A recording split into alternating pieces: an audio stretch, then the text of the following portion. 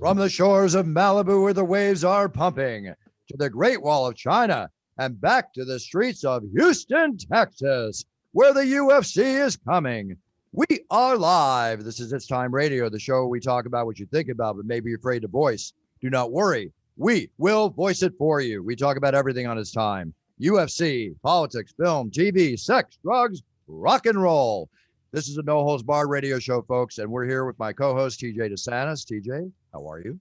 I'm good. With John Morgan on the line, I'm hoping maybe we can talk some Adidas shell toes or something like that. We had a lot of talk about John Morgan. Our special guest is John Morgan. You all know him from MMA Junkie.com. You all know him from USA Today. And you all know him because at the press conferences after the UFC, he's usually the first one to get to ask a question. That's right, John. We know you're always in line, always at bat. How are you, John? I'm good, man. I'm pumped up. Just hearing your voice, even in a podcast opening, gets me hyped up, man. I tell you, no matter how many times I get the honor to hear you shout it out at UFC events, man, it gets you pumped up every time. So props to you for doing it, man. Thanks. I appreciate it so much, John. You always make me feel good. You know, you're a good friend too. Let's talk a little UFC. Right now, we're going back to Houston, right? 22,000 sold out. You're from Dallas. You're living in Vegas. And now you're traveling back to Texas. How's that feel? It's awesome, man. I love being back in Texas. I mean, I've been in Vegas for I think 13 years now, so it's home to me, and I don't plan on ever leaving, man. I love it, but you know, at my heart, I'm always a proud Texan. So anytime we can come back to here, it's nice, and you know, man, it's always a good crowd. And man, you saw how amazing Jacksonville was. I think Houston's going to be just as good. I mean, the Texas crowds are always big. They always are excited. But I think people are just so pumped up right now to be back doing things again. I mean, we've missed all this stuff in our life. I cannot wait till Saturday night to experience it all. Yeah, I can't wait either. It'd be interesting to see when I walk out if we get I get the same kind of reaction I got from the fans in Florida, right? You know, was so cool. Like, I don't know if people know this, but yeah, I mean, look, little old me, John Morgan was getting yelled at when I walked out to my seat at press row. The crowd was so excited. They were like, John. So if they were excited for me, you can imagine what they did when Bruce Buffer walked in. Before the cameras were on, before the TV was rolling, they started cheering for Bruce as he was making his way to the cage side. And I thought it was so cool what you did. You actually went into the octagon before the show and kind of gave a little acknowledgement to everybody and say hello. And the whole place went nuts. And man, honestly, it set the tone for the whole night. Everybody talks about how great the first fight was that night and how it set the tone. You set the tone, not the first fight. You set the tone. You were already in the cage. That's my job. That's what I do. But you know, that was a feeling I had like when I walked into Brazil, you know, and this is my Bruce Buffer impersonation right now. All right. Well, you know what, John? We'll figure out what's going on with Bruce. He'll be back in a moment, but I actually should like take advantage of this opportunity because if he heard me, his head's just going to get big. But the fact that Bruce Buffer made the ViStar Veterans Memorial Arena pop just with his presence kind of makes me feel like Bruce is a symbol of Americana in a way. Oh, I think you're so right about that, man. He's definitely become that. I mean, you know, we talk a lot about like what happens when Joe Rogan walks away, what happens when Dana White walks away. I mean, what happens when these icons of the sport, you know, that we've gotten used to walk away. But Bruce is, I think, foremost among all those. Like I said, I don't want to let the man's head get too big when he hears this. But I mean, listen, Joe Martinez is awesome, man. Like he is a phenomenal announcer. I love the way he says like the Spanish names and stuff. He nails that. You know, he's great. But he's not Bruce Buffer. And I don't mean that as any disrespect to him. Buffer is a different thing. And even what Bruce was alluding to there, like in Brazil, man, I mean, I feel like it's been a while since we've been to Brazil, but man, you know, the way that crowd started mimicking like every word that he says and shouting it all back to him. Very, very cool. He's definitely become a part of the culture. Yeah. You say, you know, what's going to happen when Bruce walks away? He's not going to walk away. He's going to die. Like he's going to die in that job. Yeah, and I said that the wrong way. What happens when they drag him out is what I should have said, because he ain't walking away from nothing. Well, pretty sure he's got something. I mean, we know Buffer's like the consummate business professional. I got a feeling like he's already said every name possible and laid it down on tape. So like when he can't be there anymore, the hologram and the licensing fee is still going to come in for the hologram. Like he's going to do just fine. That's great. Listen, man, do not think that is out of the realm of possibility with Bruce Buffer, man. He probably has the Bruce Buffer soundboard set up and the hologram in there. I would not put it past him. Yeah, now Bruce Buffer is, I mean, you can't hold a good man down, and technology not on the side of Bruce Buffer, but he joins us by phone. Bruce, you're now on the air. No, I'll be right back. Trying to get this going. Well, we're still rolling, Bruce. I mean, you know, John Morgan and I are singing your praises without you on the program. So you work on that. Let me know when you're ready, and John and I will keep buttering your bread. Okay. All right. All right. Give me a second. Couple minutes. We're trying to figure this out. You do your thing, Bruce. You let me know. That's the thing what people don't really know about Bruce, John, is he's still a 60-plus-year-old man, and technology still doesn't agree with 60-plus-year-old men. Of course, he finally invites me on his show, and it's going to be the first show that he's not on. I'm going to be on It's Time with TJ DeSantis. I mean, no offense, my man, but I thought I was going to get to talk with Buff. It'll be this, but hey, however it plays out, it plays out. You need to take that back. It is not It's Time with TJ DeSantis, because that is a lawsuit and at least a cease and desist lying in wait. It's true. You probably need to write the man a check right now. Right. It's almost time with Bruce Buffer. It was time a little bit ago, but it'll be time again soon. At least we hope. You were talking about 13 years, you said, in Vegas. Like, that's insane. Time flies when you're having fun, I guess. It really is, man, to look up. I mean, obviously, you've been on this ride just as long as I have, and it's just weird how I think we kind of forget sometimes. You know, we start reminiscing about old stories, and all of a sudden you realize, like, how long it's actually been, and you kind of forget sometimes that, I mean, we've really been a part of a historical time in the sport, you know, when this thing was really building up. And now, granted, I mean, we're tiny little minuscule parts of it, but we've just been there watching it, you know what I mean? But still, it is amazing how fast time flies. And yeah, man, just the ride that we've had at MMA Junkie and myself. I mean, I remember going out to Vegas with my wife and to be honest, didn't even really like Vegas that much. I mean, you know how it is when you go to Vegas for a fight week, like it's cool and it's busy, but man, you're ready to get out of the casinos by the time when you're stuck down on the strip the whole time. So I didn't even really love Vegas that much, but I was like, you know what? I'm going to move out there. I want to be right in the heartbeat of it and see how that goes. And I said, I'll give it one full year and see how it plays out. And now I'll be honest with you, I love Las Vegas. I would recommend anybody if they're thinking about moving there. The cost of living, you know, is a lot lower than it is in some other parts of the country. We got great weather. Once you get off the Las Vegas Strip, Las Vegas is actually a pretty cool little town. You just don't realize it when you're stuck there in the big hotels, you know. Summerlin is like among my favorite communities in the country, and you know, I traveled just like you, and you know, I always try to like picture myself living in the places that I visit. And I will tell you straight up, there's no way I could have ever imagined myself living in Vegas for the longest of times. But then my friend moved out there, one of my best friends in the world. And, you know, I go out there every Thanksgiving now, and I literally don't want to leave. And we're nowhere near the strip, obviously, when I'm out there for Thanksgiving. But it's this very unique. I know that Reno in the same state is the biggest little city. But that's kind of what Vegas feels like, too, when you get away from, you know, the tourist traps and sort of actually engross yourself in the community. It's a great little town.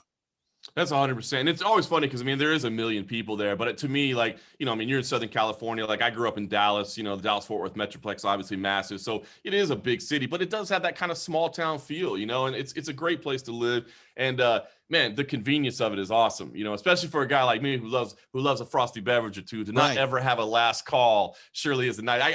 It hurts my soul when I'm someplace on the road and they're like, guys, we're closing up. You're going to have to leave. And I'm like, I'm not used to that, man. Yeah, what do you mean close? That's a four-letter word if I ever heard one. Close. Jeez. Getting Buffer back here in a brief moment. But how clutch was being in Vegas with COVID? Like, you were there for all the big shows, and, you know, it would have been a lot harder if you were trying to make that commute from Dallas, I would assume. Oh, I mean, I'm telling you. And really, I mean, the UFC Apex, I mean, what a blessing that was for the UFC. I mean, can you imagine, you know, how fortunate they were to have built it when they did, you know? And it's funny because I know when they built the UFC Apex, Dana White was like, this is the future of fighting. And people came out and were like, what are you talking about? It's a building. How can that be the future of fighting?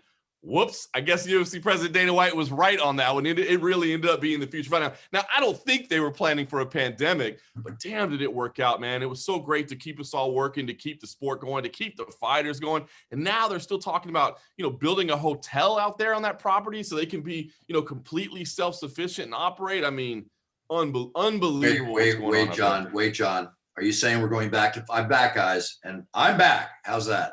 Well, your microphone's not working right now. It's not the default setting, unfortunately, but I don't know what to tell you, Bruce.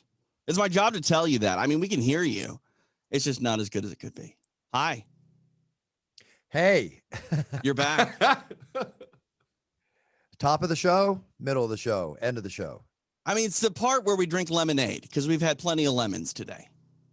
Okay, sounds good. So we're back on target with John. How's that? Yeah, Right? you know, when you were gone, Bruce, John and I were talking about how you're never going to quit this job. You're going to be in the octagon until the day you die. And then what do we do when you can't do the show anymore?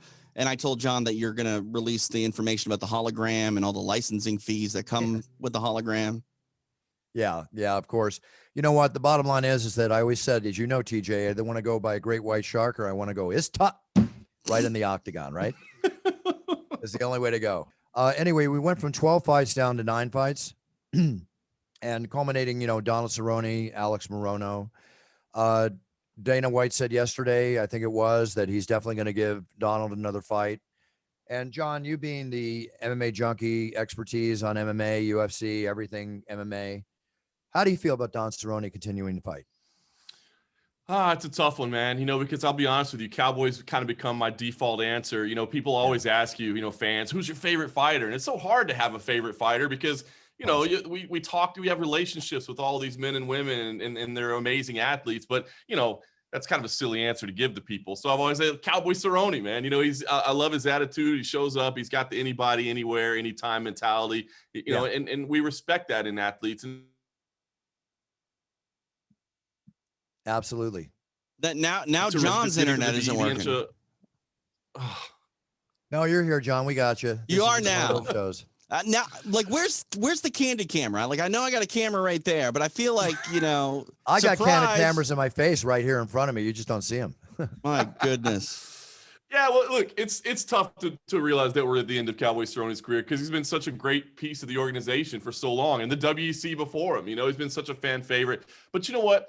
If it's going to be one more fight and that's it, let's just do it in front of a crowd. We just got to get him in front of a crowd. I mean, he's such a fan favorite that the opponent doesn't necessarily matter too much to me, but I think he needs to get that walk in front of a crowd one more time. The Apex is amazing. We're appreciative of it happening, but it's just not quite the same experience, especially for a guy like that. I agree. We've talked before how some fighters walk out, without a crowd, they're fine. People like Conor McGregor need a crowd. I can't even, imagine him not fighting in front of a crowd. But it is, we've already seen it. We'll see what happens in July 10th at T-Mobile. Just focus like crazy. And then,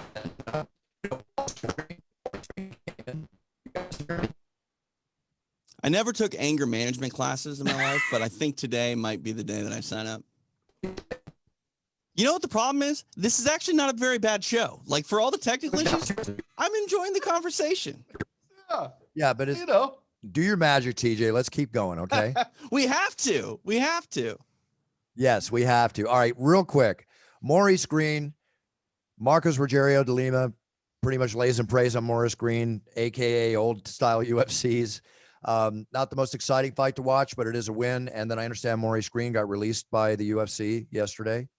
And of course, as usual, probably Bellator will catch him falling out of the octagon into the Bellator cage. Good for them. Not always. One thing that we've seen with a few fighters, Chase Sherman stands out to be one of the clear examples, is these athletes will be released from the UFC and then they'll go to the smaller promotions that are available on Fight Pass. Chase Sherman went to Island Fights. Some other athletes have gone to other places, and then they get right back in the octagon sooner rather than later. And I think that's something that's incredibly special and beneficial for the fighters that really want to stay with the promotion, even if the UFC does give them their walking papers. And, John, I'm watching you on CFFC with CM Punk all the time. Like, it's a great time to be a mixed martial arts fan because you can see high level regional MMA as well, done with all the flair and pomp and circumstance of a high level mixed martial arts event. And you got a good seat there as well.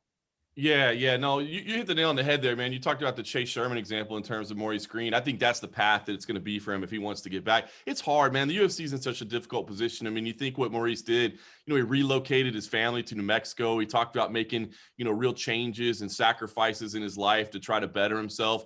but the performance just wasn't good, and there was even a moment during the fight. It was during a timeout for a foul. He actually pulled himself over to the corner and was talking to himself like, pull it together. You can knock this guy out. You could see like these words of affirmation that he was giving himself, but then the performance just didn't live up to it. And unfortunately, man, the UFC is competing at the highest level, man. If you're not at the highest level, and I just don't think he's there yet. Not that he doesn't have the commitment, not that he doesn't have, the physical tools, but he's just not there yet. And so, as you said, come get a couple fights in the CFFC cage, or, come somewhere else out there. We love to have you and just develop and work your way back, because it's tough. It's tough to stay at the highest level, right? I mean, it's hard to get to the UFC. It's even harder to stay there.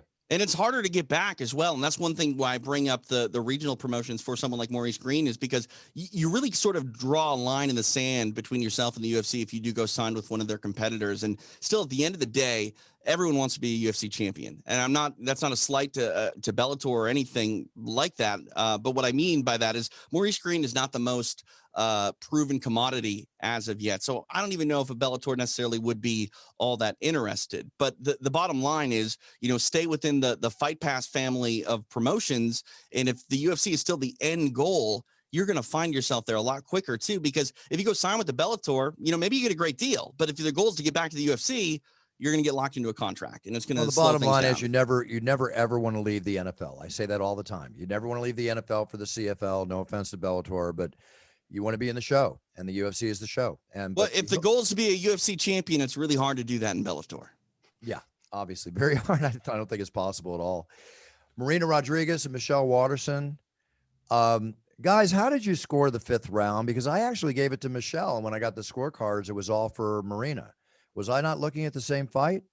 I had the 4th round for Michelle Waters. I think Michelle, round 4 was a clear one for Michelle Waterson. But other than that, I had it 4-1 for her.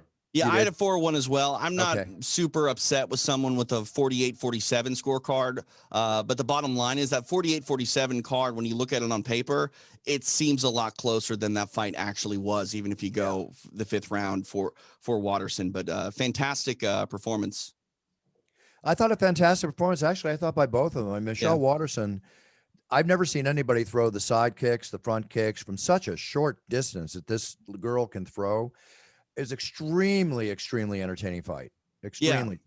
Yeah, and also, too, I mean, I know that both of them were fighting at 125, so it wasn't like the size difference was crazy. But still, to move up, Michelle Waterson's not a flyweight. She's just not. So I don't think that this performance says too much about her career moving forward by any means. To be honest, I thought Michelle Waterson looked good, and she was exciting. And she goes to come in on short notice, to perform the way she did, to push all the way to the very end. She is undersized in that division. I mean, certainly at 125, but let's just call it a former 115 atomweight fight. Champ. You know what I mean? Well, that's it. If she could compete at atomweight, I think she'd be a lot more competitive against the elite level fighters. But the thing is, she comes in there and she makes it exciting. She's fun. She pushes to the end. She had opportunities to quit in there. She didn't. She kept pressing forward. She's smiling at the very end. You know what I mean? Marina hit her with everything and she wouldn't go away. So look, I think Marina is future title challenger type, level fighter. Whether or not she'll claim the belt, I always say that just depends on the matchup you have when you get there. But you look at the striking skills that she has. She's elite in that division for sure. I'm curious, John, real quick, your thoughts on an atomweight division in the UFC, because I think that there are a lot of talent, that are fighting at 115 that could fight at 105. I don't know if there is enough depth to have a division in the UFC that we're used to, the way that the UFC promotes across all their weight classes. But there's some talent that would really turn some heads, I think, at 105. Yeah, I completely agree. And you mentioned a fighter like Michelle Waterson who would benefit from having an atomweight division, but I don't think there's enough athletes yet. That doesn't mean that there can't be. But you know what I think it's going to take? I think it's going to take some kind of a special athlete, like an Amanda Nunes type situation, right? Like we don't really have enough athletes to have a women's featherweight division right now, but we have one. So, maybe something like that. I would love to see it down the road. I've heard that, they've kicked it around behind the scenes and at least they're talking about the possibility of it. So I'd love to see it at some point. I don't think there's an immediate demand for it right now, but I would love to see it. Me too. But let's go on to what we're going to, where you are now, John, what I'm heading out to on Friday. And, John, I was just thinking about the fact that, with these UFCs and all the UFCs you cover, today is Wednesday and you're there. And then you're there till Sunday. You're gone 5 days a week from home for each show. Yeah. Yeah. It's a lot. It's a lot. And listen, man, the last thing I want to do is sit here and complain because I love it. You know, I mean, this is my dream job, and I'm fortunate to be able to do it. But it's hard, and I think that's something that people forget sometimes. Or you have to think about, like, if this is something that you want to pursue for a living. You know, I love it. It was easier when I was single because I didn't mind. You know what I mean? Then I got married and it got a little harder. But you go, oh well, absence makes the heart grow fonder. We have a little break from each other. But now I've got a son. Actually, today, guys, is my son's 9th birthday. Oh my God. And I'm not there for it. And it sucks. I mean, not to get too behind the scenes, but like I promised I'd never miss another birthday. I just decided, like, you know what? As much as I love the sport, there's not a fight that's big enough for me to miss my son's birthday. But I missed his last 2 because of the pandemic. You know, last year it was Jacksonville, and I was like, listen, I know I said I wouldn't miss a birthday, but it's not really about a fight. It's about the pandemic and covering how the UFC is coming back and that sort of thing. And now this one, you know, we're just our 2nd event in.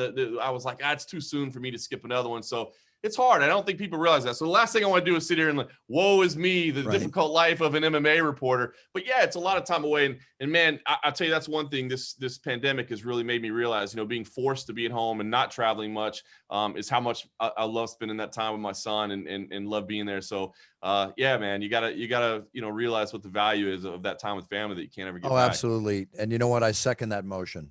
This last year and a half of the pandemic, you know, not traveling around the world as much as we do, with the exception of 2 weeks on Fight Island or whatever the scenario may be, it's been a real pleasure to be home and a real pleasure just to go to Vegas and do those Apex shows. And we'll still continue to do that. I received the schedule for the next few months. There's more Apex shows coming up, but there's talk about international shows, and I don't want to give anything away, you know? So kudos to you, John.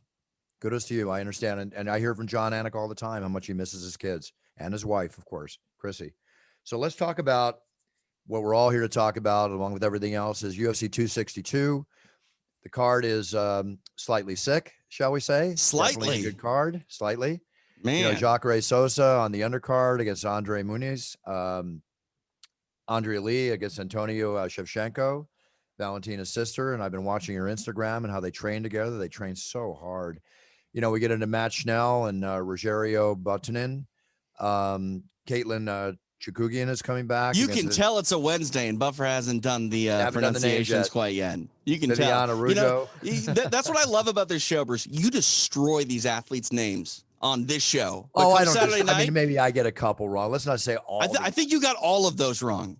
Wait, I think the only one you didn't get right was, or the only one you got right was Jacare. Andre Muniz. What do you think, John? I would go with Muniz. Okay. Muniz. Yeah. Well, great, because I just did a cameo today for somebody named Muniz, and I hope I did it right. Otherwise, I'm going to have to do a redo. That's good. Actually, I think you should charge him more for butchering his name. Be like, that's a custom right there. No one says your name like me. Hey, I do all my homework before I get there. That's all good. That's what I'm saying, Bruce. Yeah. You never disappoint on fight night. So again, it's a Buffer exclusive. Bruce destroys the names on Wednesday's show. Not all the time. But it happened today. Not all the time, but it happened today. Dude, I mean, if you knocked it out of the park, it'd be the first thing that went right today on this show. So, yeah, exactly. Well, maybe we're just a little cursed for the show a little bit. Tony Ferguson against Beneil Dariush.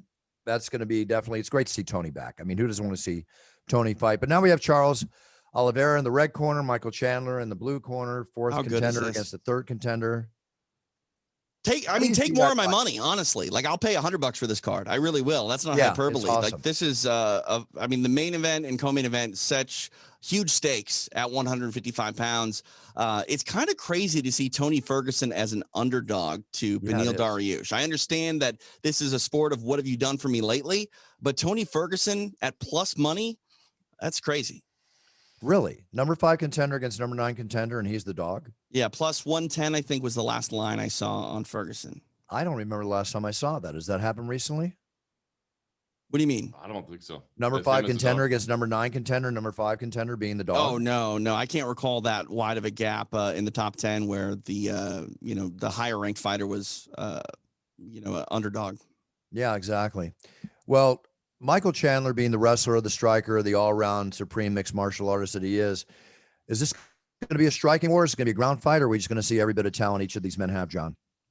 Listen, I think it's going to be a well-rounded fight. I think we're going to see a lot of skills. I mean, both these fighters are excellent, and it's always a shame when it's a vacant belt. I mean, Habib retired, and so you're not getting to beat that guy. So whoever wins, unfortunately, I think is probably there's going to be a little asterisk next to the name, and people are going to say, oh, well, you didn't beat the guy, but that all comes in time. You just keep beating future contenders, and you prove your own worth there. But this is a fantastic matchup, and as you said, Michael Chandler, I mean, a great wrestler, but man, do you really want to take Charles Oliveira down and try to set up on top of him and hope that I don't think so. That dude is as dangerous as that dude literally has every submission in the book, man. Yep. And it's been so cool to see Charles Oliveira, I mean, really grow up in front of our eyes, right? I mean, he came to the UFC at 20 years old. I mean, literally we've seen his height change since he's been in the UFC because he's grown up, but he's mentally matured too. I think he used to be that guy where if you could take it to Charles Oliveira early, he would kind of wilt a little bit. And he was kind of a front runner, to use a horse racing term, and he couldn't come back. And I think that's the type of fight that Michael Chandler is going to put on him, right? That's the kind of fighter that Michael Chandler is. He's going to start out, he's going to be aggressive, he's going to push the pace early. But I don't think Oliveira is that guy anymore. I think Oliveira is the guy now that can weather a storm, that can make some adjustments, and obviously that has a myriad of tools. I mean, he's got that long reach, which is going to be a problem when they're on the feet. Michael Chandler's kind of shorter stature is going to be an issue with knees coming his way and things up the middle if he's trying to shoot. And then, like you said, in scrambles and on the ground, Oliveira's as dangerous as they come. So I like the wrestling of Chandler. I like the power of Chandler. I was a fan of Chandler during his Bellator run as well. And it's so cool that we're now getting to see where he really does stack up here. I think he earned this right with the way he performed last time, with the way he performed on the mic last time. I mean, he nailed the whole package all the way. This is a great fight, man. I'm excited. It's a toss-up for me. I ended up picking Michael Chandler in our MMA Junkie staff picks. But I got to be honest with you, man, seeing Charles Oliveira pull something off would not shock me at all. It's funny you bring up that whole idea of Oliveira being a front runner, because this is a fight where I feel like it's going to be Michael Chandler early or Oliveira late. And that's the, sort of opposite game plan for Charles Oliveira over the years. It was, he was going to try to get the fight out of there quickly. But now it's one of those fights where I think the longer it goes, the more favorable it is for the Brazilian. But we'll find out on Saturday. So basically what you're both saying is that each fighter has a puncher's chance. Hey, in the case of Oliveira, kicker's chance as well. Okay, sounds good. Hey, Johnny, you tried puncher's chance yet? I love it, dude. Yes, puncher's chance is fantastic. And I'm not just saying that because we're on here. It is actually a really good beverage. People need to pick up some puncher's chance bourbon. It's good. Are you a bourbon guy? Listen, I lived in Lexington, Kentucky for a year. I wasn't much of a bourbon guy until then, but I started drinking a lot of bourbons when I was in Kentucky. Got exposed to some of the higher end stuff, and I'm telling you, puncher's chance, it's very smooth. It's drinkable, man. I like it. Hey, John, we just won the gold medal at the San Francisco tasting competition. And a 95% rating from the liquor board. So, everything's How great going. Is that? Good job, Buffer. It's so cool. Everything's going according to schedule. As a matter of fact, Guy Fieri, the man that owns the restaurants and has the TV shows, that travels around, he just sent me a picture of him holding puncher's chance, how much he likes it. So we're getting there. We're not at the awesome. $600 million Conor McGregor Proper 12 sale price yet, but talk to me in about 2 to 3 years, and I guarantee you that we'll beat it. That's where I'm at. You say you're right on schedule, Bruce, but I remember when you were telling me about this in between show recordings, and you were very tight-lipped about this deal coming to fruition. It feels like it was on the back burner. You can't talk about it. The I's are being dotted, the T's being crossed, and then once it was released, this thing is just taken off like a rocket ship. It's like GameStop stock. Yeah, exactly true. It's the old story. Never shoot till you see the white. Don't shoot till you see the whites of their eyes. That's why I was staying a little mute about it. And now we're shooting. I've said it before. I'll say it again. The average craft distributor sells 3,800 cases in a year. We sold 10,000 the first 3 months. We're on target to do 35,000 cases this year, and we're only in about 20 states. And it's affordable too. You're not going to be something that you can't afford when you get to the local Bevmo.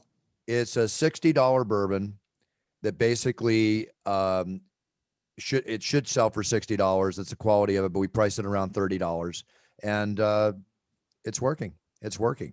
I even put on my Instagram, there's places you can buy it on the internet, and be able to buy it. And they ship to 45 different states, which I'll tell you where that is in a second. Drizzly does that service. Drizzly.com. There you go. Thank you. Thank you very much. I appreciate that, TJ. Drizzly.com.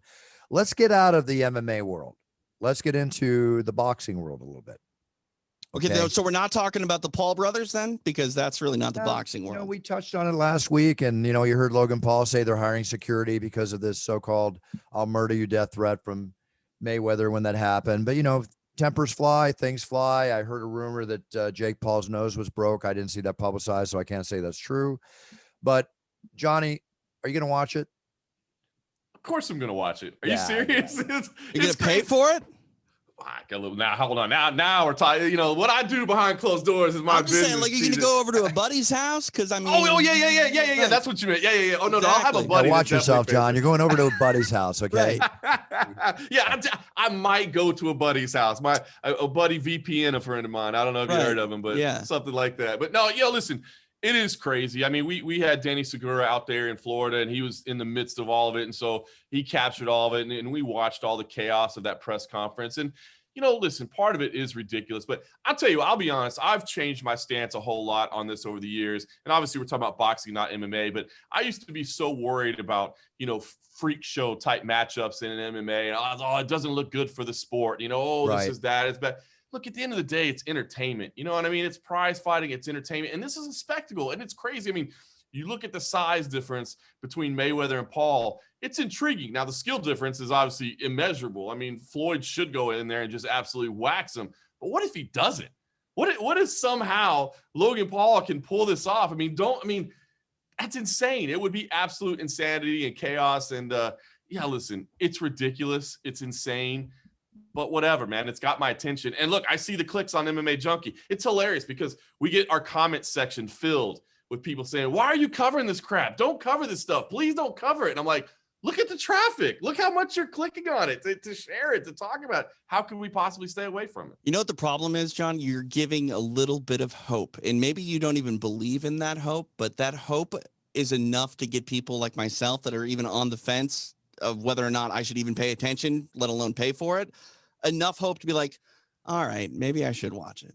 You never know. I don't want to be the guy that gets a text message from all his friends or like, holy crap, did you just see that? I don't want to be that guy. That's it.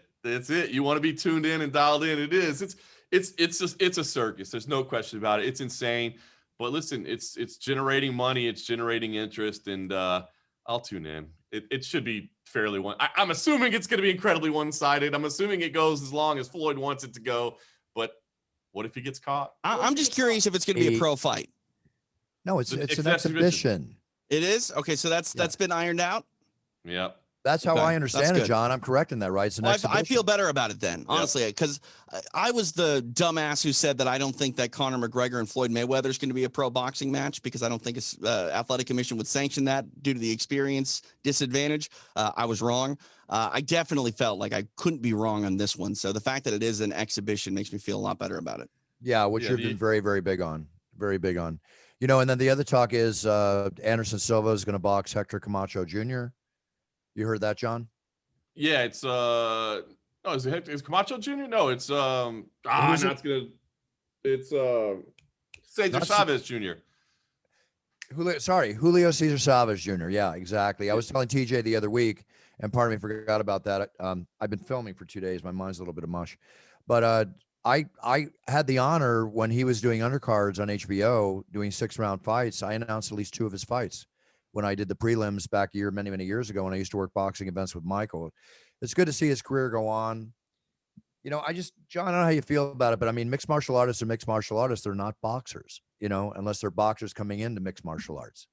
I do agree. It's an uphill battle. And I think that's going to be the case for anybody, no matter how good of a striker they are, especially if you're talking about fighting the elite. It's not like you're saying, could Anderson go in there and fight some, middle tier kind of fight? Like, absolutely. Anderson Silva has fantastic striking skills, even at this age, but you're absolutely right. I think it's going to be a difficult assignment for him, but you know what? 2 things. I'm happy for Anderson Silva because Anderson is a true legend of the sport. And he always talked about boxing, right? He always expressed interest in going and doing this. He has a couple bouts early in his career, but he wanted to go back and do it. Now he's getting to do it. So he's kind of chasing a passion. So for that reason, I'm happy for him. And I'm happy that he's going to get to make some more money, right? I mean, that's the hard thing about this fighting career, man. It's finite. It can only last so long. And then, man, if you didn't plan right and you didn't get your ventures set up and you didn't get your money set to the side and your investments done, all of a sudden your income just goes away. And so the fact that he's able to bring a little bit more income in to help support his family, I'm happy for him.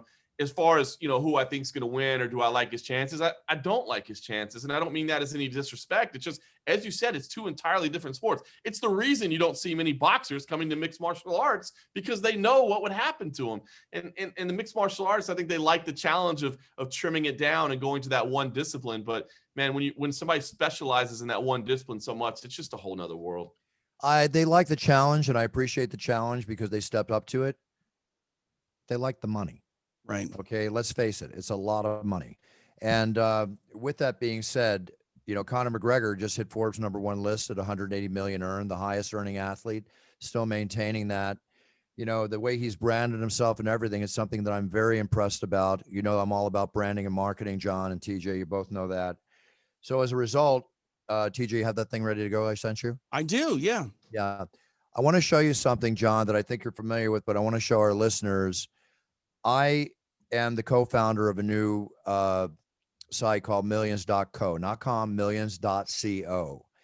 This is going to be one of the biggest things happening. It's already growing exponentially fast right out of the gate to give young athletes, young MMA stars. Let's say you're on Instagram, you've got maybe 5,000 followers, maybe 500. Let's say you're on, you have 50,000, whatever the case might be. But most fighters that we know, as most young athletes, they're not knowledgeable how to brand themselves. Fighters are walking in, working for the purse, paying for their training camp, everything out of it, much less everything else. I've always said you have to have a base to work from, and then you build other revenue streams out of that base. In my case, let's call it the octagon as an example in respect to my MMA career.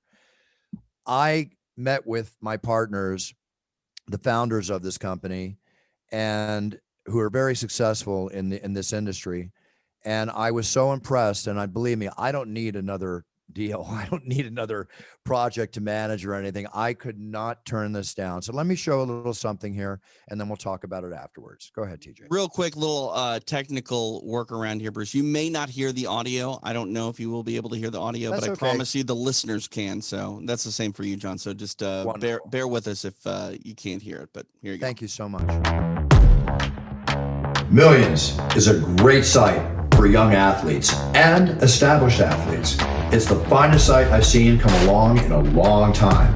The reason being, when you're an athlete starting out, whether you're a boxer, a mixed martial artist, a Muay Thai fighter, or more, it's not about becoming a star until you get a chance to sell merchandise and make money off many other areas in life aside from what you're performing in the sport that you're performing in. And Millions is the one that offers you all these chances. The team at Millions is so passionate about what they're doing to help young athletes and established athletes to have merchandise, to be able to communicate with their fans, and to allow fans to be able to communicate with them, to be able to watch events with them, to be able to have direct contact with them, and to be able to have merchandise about them. Think about it. You have a lot of followers on social media, you have a few followers on social media, but you're building your brand. All of us at Millions, on the team at Millions, are very passionate about what we do.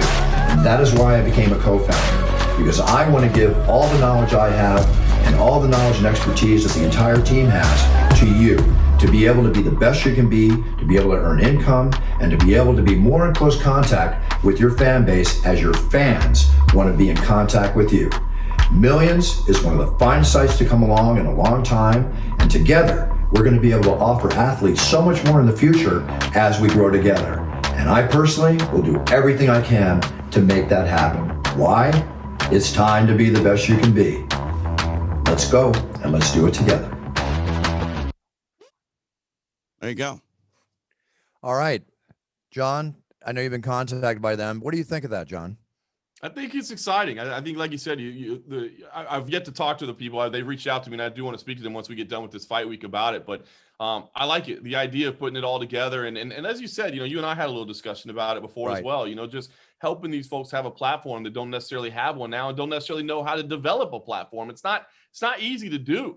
Obviously, as you mentioned, a Conor McGregor who was a master of it, but not everybody can be that. You know what I mean? So if these athletes can get a little help in doing that, that's an amazing thing. Yeah, exactly. And thank you for saying that. The thing is that a lot of athletes think you have to be a star and suddenly you get a clothing deal, you get a Modelo deal, you get whatever you get, right? Manscaped deal, whatever the case might be. No, You can start doing this right away. People have fans right out of the gate. Those fans want to touch them, know about them. What Millions.co is going to offer is going to offer what we call AMA, where let's say they're watching a UFC fight that they're not at. Just like Joe Rogan has his fight, what do they call it? Fight companion. Fight companion. Or, TJ, you do what you do. And it's like, here's their chance, obviously charging a very little bit of coin, where their fans can relate to them, talk to them, see them on video, and share and watch the show with them as if they're over the house. That's just one other aspect of Millions.co. Well, the merchandise they create is going to be really cool. Let me show you the first rendition of the shirt. If you can, let me get the other one. I don't know if that's going to show, but see that? Oh, that looks good. Yeah. It looks really good. Really good. They're really good at what they do, and they let the fighters have a handle in the designing of their own clothes, everything. And this is going to teach, like I've always said, I'd like to sit down and have a seminar for young fighters and teach them how to, maybe save their money or do stuff with their money. But at the same time, them is on the branding aspect and how, obviously social media, everybody's trying to tackle. This is going to answer a lot. And it doesn't matter how small or how big. We've already got big athletes coming in, no matter how small, how big. And when they sell a shirt, get this, guys, 80% of the revenue goes to the fighter. Wow. That's huge. Where do you hear that? You get a license deal in most companies and most big productions or promotions. You're lucky. You're lucky to see 10% of the profits. Okay. So let's talk about giving money. You know me, TJ, you do too. I want every fighter to make $1 million a fight. I want every fighter to make as much money as they can up until the time they got to put down their guns and find another party to go to. They don't think that way as a rule. I want to start helping them think that way. That's why I became a founder in this company, and I'm very proud to be such. So listeners, everybody, check out Millions.co. And again, it doesn't matter what sport you're in, but we're going to mainly cater to boxers, MMA fighters, Muay Thai fighters, of which there's many out there. And we all know that Muay Thai fighters and kickboxers do not get paid a lot of money, right?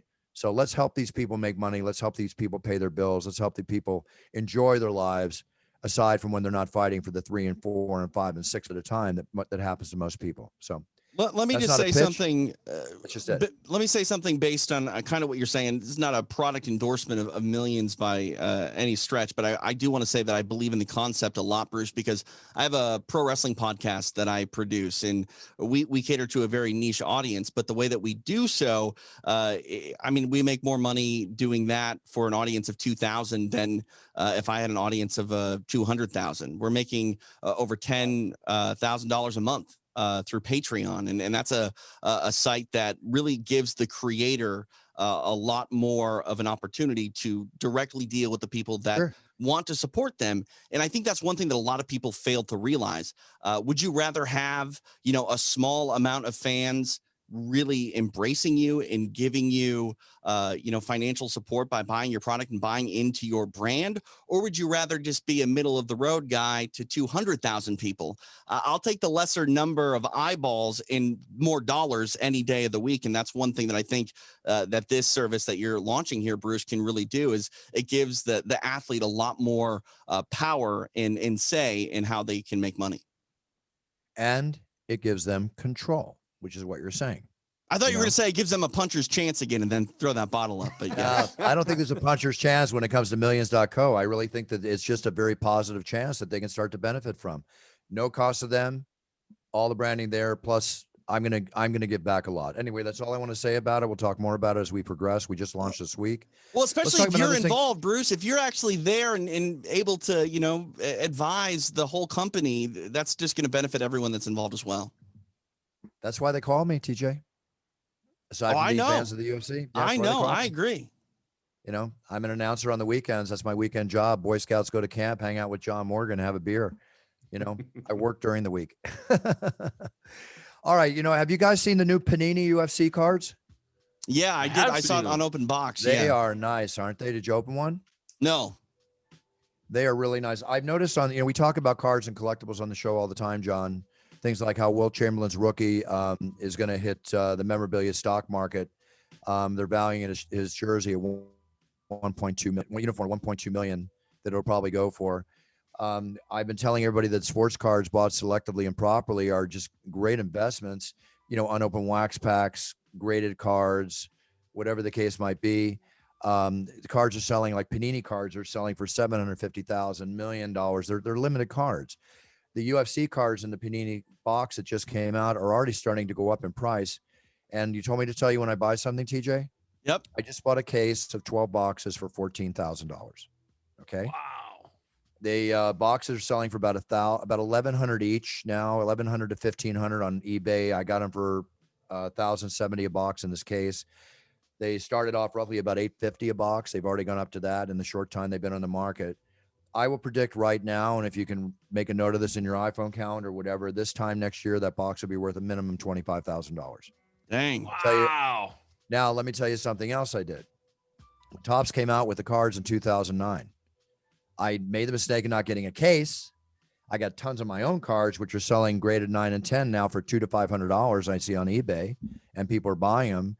But the box itself was only $75. Okay. Just found out the box is worth $3,500 and selling. Cases of that case I could have bought for $850 for the case. Let's say $800. That case is worth $30,000 to $35,000. Now, what did I do right? Ask me what I did right. What'd you do right? The second issue of the cards that came out about 6 months later in 2009, I bought 2 cases. Okay. I paid about $750 a case. I was with our buddy Dan Wilkin from Memory Lane, and we were going over stuff. He said, Buff, do you know those boxes now are selling? Those boxes now are selling for $1,300, $1,400 a box. So let's just take 12 boxes at $1,300 times 12. That's $15,600. I went in my storage. I have 2 cases I forgot I bought. Oh, wow. That's crazy. Now, That is. am I going to sell them? No, I'm going to hold on to them. John, I told TJ numerous things I've sold. Like one example I've talked on the show a lot is I sold a 1981 Topps box of Magic Johnson or Larry Bird's rookie card, the panel card, right? I paid $1,100 for it. I paid $450 for it, and I sold it for $1,100 like 3 years later, about 6 years ago. That sold for $50,000 last February. Oh. It's crazy, but memorabilia, you buy it correctly. Not all the modern day cards because they make too much, but limited. Panini has proven itself, and I encourage everybody out there. You want to make a little investment for yourself. If you want to follow some advice from Uncle Bruce and just say sit on it for 5 years, buy a box for $1,100 if you can find it, and I guarantee you'll double your money in the next 2 to 3 years. Now, can you do that by putting your money in the bank? No, absolutely not. Do it by buying crypto and watching it go like this and have a frank. Yeah, you can make money, but you can also have. How is that? Oh, that's a technical term, I think. Yeah. There's always ways to make money, folks. This is just one way. Okay, one way. Are you guys fans of Matrix 4 or Matrix rather? I mean the movie franchise. Yeah, for sure. Yeah. I am, but I'm not. So anyway, it's like one of those films that I know it's so well done. There's so many fans, but I'm happy to announce because I'm a Keanu Reeves fan. They're returning for Matrix 4. They're making Matrix 4. I thought there already was a 4th one. So they probably got it in the can. No, not released yet. To my knowledge. Buffer, I gotta go. I gotta go too. I will say one last thing. This has been a nightmare of a show, but I think we made it to the other side. You know what, Johnny? It's so fun to have you on the show. Will you come on the show with us once in a while, when we don't have technical difficulties? Buff, anytime. You know that, man. I enjoy talking to you every Saturday night, so why wouldn't I do it on a Wednesday afternoon? Exactly. TJ should see it. I walk by John's desk. I always like to bust him up a little bit when I'm walking by. It's fun. You see what he just did there? He turned all of Press Row into John's desk. If that's not a statement, I don't know what is. I look for the blue. I look for the blue shirt. He's just got a variance of it on right now. That's all. I was just wondering if, snippets of that blue shirt are going to be available in a soon to be released Panini set. Well, hey, if they got the kind of money Buff's talking about, I might be into that. Yeah. How about if I told you that Millions.co would let you and John Morgan for your fan base do the same thing the fighters are doing? What would you say to that?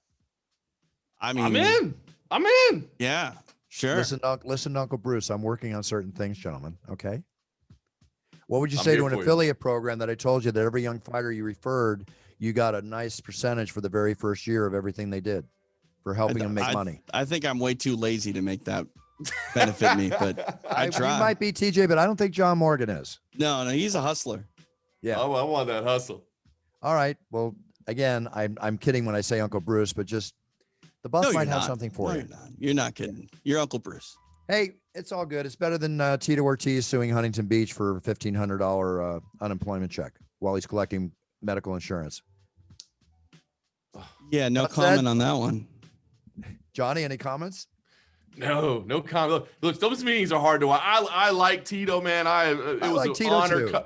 I was an honor covering Tito's career, man. But yeah, this stint as city council, I'm not so sure. Some of these meetings that I've watched unfold, it's a little wild. Yeah, it's a little wild. Well, the world's a little wild now, John, and we're starting to hopefully calm down a bit. But John, thanks for being on the show. Are you now on Friday when you get tested again? You got to quarantine like me for 24 hours, right? That's it. So we'll be tucked away in the hotel after that test, quarantining for the fight. But we'll be here. Thank God for online poker, movies, and fixing my fight cards for the next day. Otherwise, I wouldn't know what to do. No, I'm kidding. Hey, John, let everyone in press row know on Saturday night that they're sitting at John Morgan's desk. Yep. Keep it tidy, guys, gals. Right. Keep my desk tidy here. That's all right? Be careful. Keeping it real. I hear the first question of the press conference, and I always know the voice. I don't know how you pull it off, but kudos to you, Mr. Morgan. Kudos to you. Thank you, brother. I appreciate it. Thanks for having me, man. I enjoyed it. You're welcome. It's always good to have the respect of Dana White. That's for darn sure. Doesn't hurt. All right. Listen, John, anything you want to tell our audience before we sign off?